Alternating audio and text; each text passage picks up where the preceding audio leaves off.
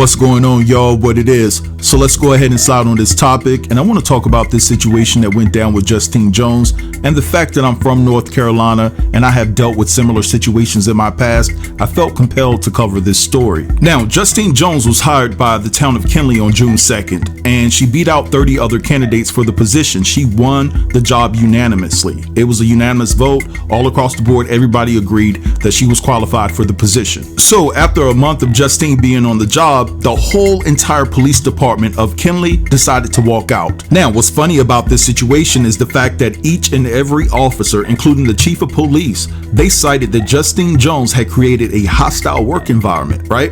So in my opinion, it feels like these officers, along with the chief of police, colluded to get rid of Justine Jones. Now, we can clearly see that Justine Jones is a black woman and everybody that resigned is white. And so I feel that Justine got up in there and started holding them accountable, and they were like, President Trump, if you see this, please save us. Child, please.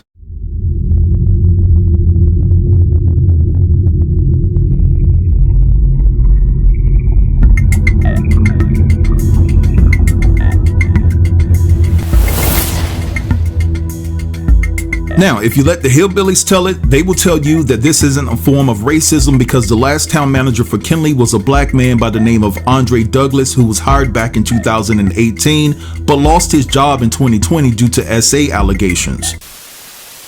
In the last 2 hours, the Kinley Town Council voted not to renew town manager Michael Douglas's contract. Douglas is charged with misdemeanor assault. The alleged abuse happened last August. As WREL's Brian Mims reports, the town council went into closed session tonight to talk about the matter. The mayor and council members declined to speak publicly about the case. The town manager did attend tonight's council meeting as usual, but then the doors closed. 48-year-old Michael Douglas, who lives in Raleigh, has been on the job as Kinley's town manager since July 2018. Last week, a grand jury indicted Douglas on sexual battery, a misdemeanor. The indictment says on August 15th, the defendant engaged in sexual contact with a woman by force and against her will, but did not say where it occurred. Douglas's attorney, Brad Polk, sent a written statement saying Mr. Douglas categorically denies the allegations against him. He says his client willingly cooperated and answered all questions from investigators and provided a DNA sample. On Friday, Douglas turned himself in. Today, I found Douglas outside Town Hall, but he immediately walked back in and declined to answer any questions. Brian Mims, WRAL News, Kinley. All right, so you guys just got finished listening to the details that led to the firing of Michael Douglas as the town manager of Kinley. Now, like I previously stated, there's a lot of hillbillies within the town of Kinley that feel that Michael Douglas would still be in a position of power if he didn't have those SA charges brought against him, right? And he's obviously black, so why are we making this a race issue, they ask, right? Well, my honest guess would be, I don't believe that Michael Douglas came in with the intent to shake the table.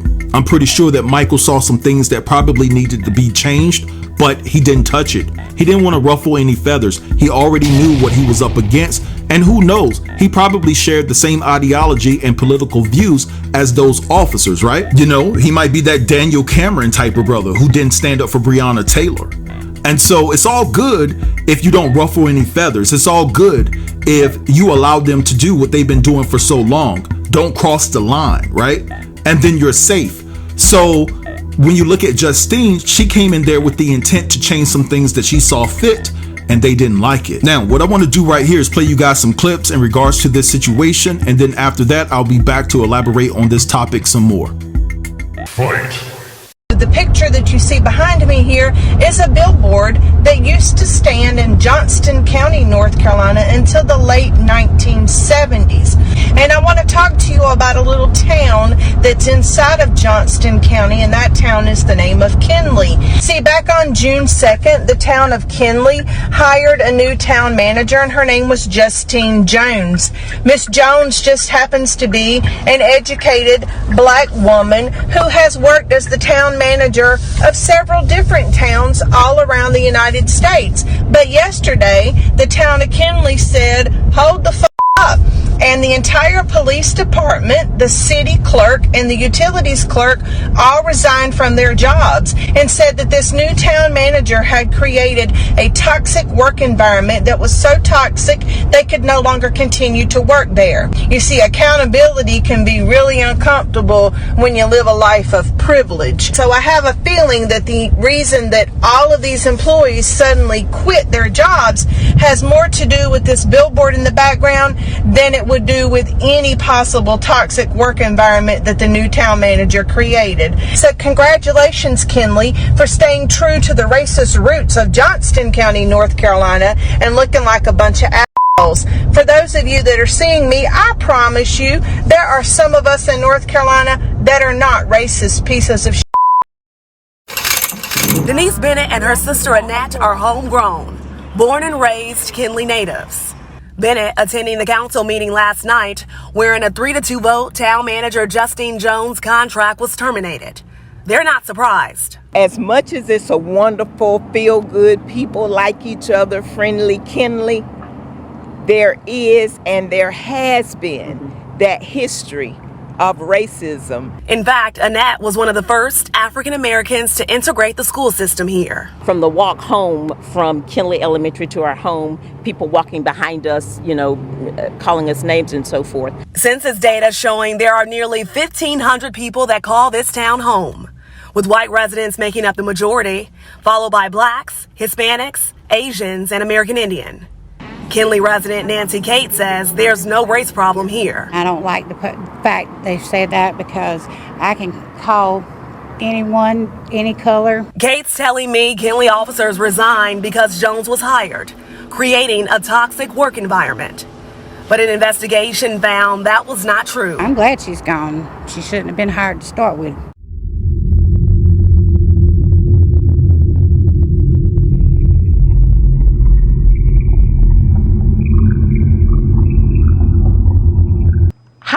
Has the town manager created a hostile work environment for law enforcement? Well, she came in, first of all, to start giving us tasks and all these projects all the time. And unfortunately, we're a very low-man department. We only have 5 officers. And I was working double shifts at the time to try to keep up officer safety and be there with the other officers in case something happened. We're a town of about 2,000 people. And so she kept on doing things like that. Then at one point, she wrote me up. And she wrote me up for being late for work. And I was like, no, ma'am, I haven't been late to work at any time. She said, yes, you have. You've either been in the hallway, in the foyer. You have not been sitting at your desk at 8 o'clock in the morning. I was like, yes, ma'am. Then she wrote me up for going to businesses and talking with businesses. She wrote me up for talking with council members that I've known for 20 years. So she was targeting you, Josh. So you think yes, I'm actually looking at the, her reprimands of you, her written warnings, and I'm thinking to myself, she didn't like you. She was targeting you.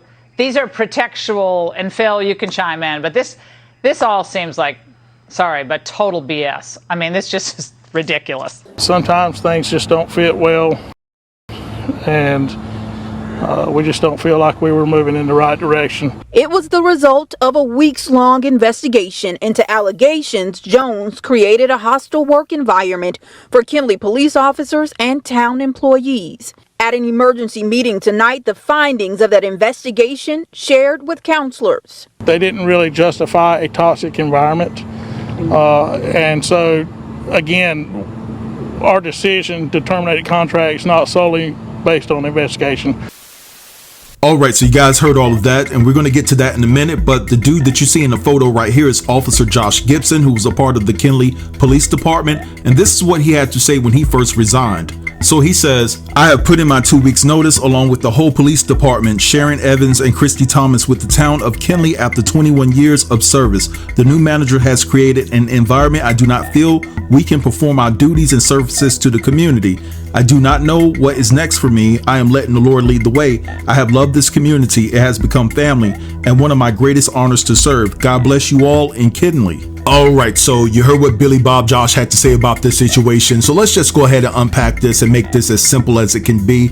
Listen, these particular officers here did not want to take any type of orders from a black woman. Let's just call it what it is. I mean, seriously, how are you going to say, you just heard the mayor say that there were no findings of Justine, creating a hostile work environment, but then you turn around and say that there were other factors that led to her firing. So enlighten us and let us know, what were those factors that led to her firing? And truthfully speaking, there were no other factors that led to her firing other than the fact that she's a different hue than the rest of them, right? And you can't be of a different hue and come in and try to push the policies up on them because they haven't been following the policies since they've been employed. You see what I'm saying? So you being a female and then a black female on top of that, and you're coming in with structure and you're ready to push the book at them, oh no, you way out of line. Now, I want you guys to keep in mind that this is the type of thing that happened to her when she was working in Richland, South Carolina, right? So when she was working in Richland, she ended up suing the town for discrimination. And it was all because when she got to Richland, she started to uncover all the corruption that was going on. And ultimately, they deemed her as a threat because she went by the book and she wanted to follow the rules and the regulations that had been set. And they didn't follow the rules and regulations. They wanted to do what they wanted to do. So she started telling the truth about the situation. And so her job wasn't safe.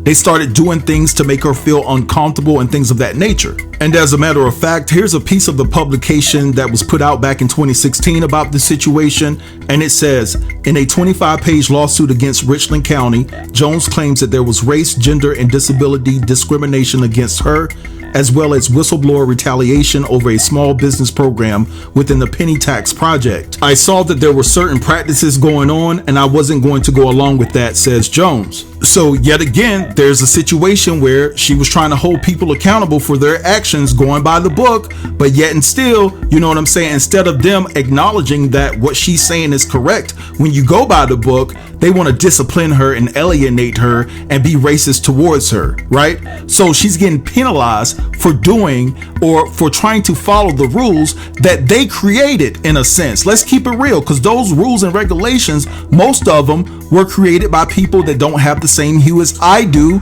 And so imagine being targeted for trying to enforce the rules and laws that they put in place. This situation is just completely bogus to me, and it's completely unfair. But what I want to do right here is I want to leave you guys a clip from last Friday. The town of Kinley and the people that have the same hue as I do, they gathered and they rallied behind this woman, and she actually spoke out about this situation. And I hope you guys take the time to listen to what she had to say about this situation. And with that said, don't forget to like, comment, share, and subscribe. And until next time, peace.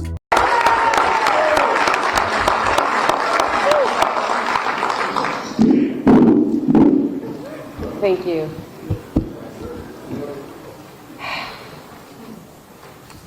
This brings tears to my eyes. Not because I'm sad. What happened wasn't right, shouldn't have happened. But what I'm heartened by the most is everybody here, and the people who aren't here, who all said, thank you for doing what you did. Thank you for standing when a lot of people wouldn't have.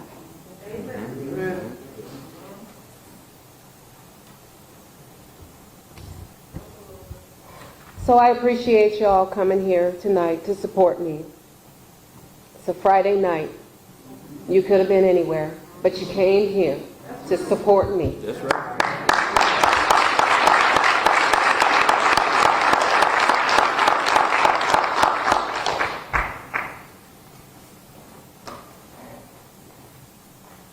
I'll start by giving honor to God. He's really the reason I'm here. And continue to stand, hold my head up high, and know that the door that closed here will allow another one to open. Bigger, better place where I can make an impact. This is part of my mission. And my mission may not have been to be completed here in Kenley, but my mission isn't complete yet. When I was offered the position as town manager, I was really excited about the difference I could make for the town. I was up for the challenges that came with it. But I never expected, within weeks on the job, to find more than half the staff, or about half the staff, walk out the door.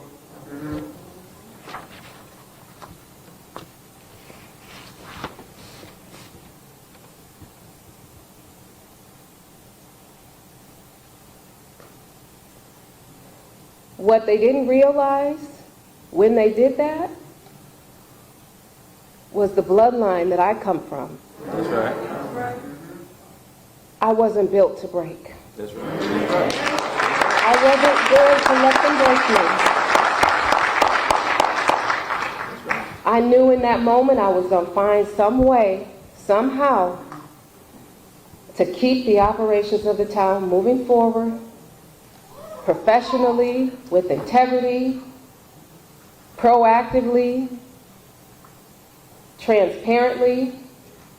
I was an open book. I had nothing to hide. But I knew when these officers got together and collaborated about how they were going to resign from their positions, and they stated hostile workplace, I knew it was bogus, because I knew I didn't create a hostile workplace. But I went through the process because I knew I had nothing to worry about, and I sat on my hands for 6, 7, 8 weeks while people dragged my name